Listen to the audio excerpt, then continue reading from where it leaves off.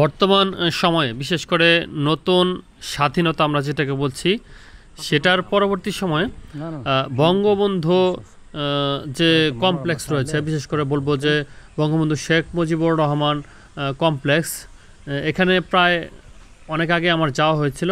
তো ইদানিং আবার গেলাম, যাওয়ার পরে দেখলাম যে এখানে কারা যেন শ্রদ্ধা নিবেদন করে গেছে। মনে হলো যে আপনার ওই কাদের সিদ্দিকী বীর বিক্রম উনি আসছিল, ওনারই হয়তোবা এই ফুলগুলো দেওয়া। এছাড়া আশেপাশে একেবারে জনমানবহীন, শূন্য, পাখির কিচিরমিচির ডাক, নীরব, নিস্তব্ধ, কেমন একটা ভয়ানক পরিস্থিতি আমার কাছে লাগছিল। তবে আগের বার যখন আসছিলাম তখন অনেক স্টুডেন্ট, অনেক দর্শনার্থী, প্রচুর পরিমাণে লোকারণ্য দেখছিলাম। তবে এখন কিন্তু সেভাবে লোকজন নাই। তবে হ্যাঁ, নিরাপত্তা ব্যবস্থা আছে, যথেষ্ট পরিমাণে আছে।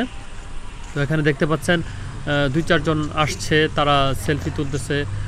মূলত এই দর্শনীয় স্থানগুলো কিন্তু এতদিন লোকারণ্য ছিল, প্রচুর জনবহুল ছিল একটা এলাকা।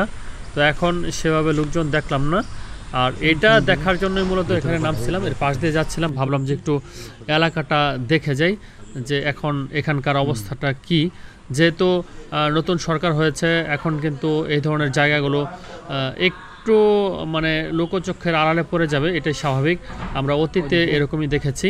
তবে আমার কাছে মনে হয় যে আমাদের স্বাধীনতা যুদ্ধে যারা বীরত্বগাথা ইতিহাস যারা রচনা করেছেন, যারা এর পেছনে বা সামনে থেকে পেছন থেকে যে কোনো জায়গা থেকে যারা এটার পিছনে শ্রম দিয়েছেন বা যারা এটা একাগ্রচিত্তে চেয়েছেন যে বাংলাদেশটা স্বাধীন হোক, তো তাদের প্রতি আমাদের শ্রদ্ধা জানানো উচিত। যার যার শ্রদ্ধা তার তার জায়গায় থাকুক, সেটা দল মত নির্বিশেষে সকল স্থান থেকে তাদের সম্মানটুকু আমাদের দেওয়াটা উচিত। তা না হলে কিন্তু জাতি ভবিষ্যতে আপনাকেও সম্মানিত করবে না।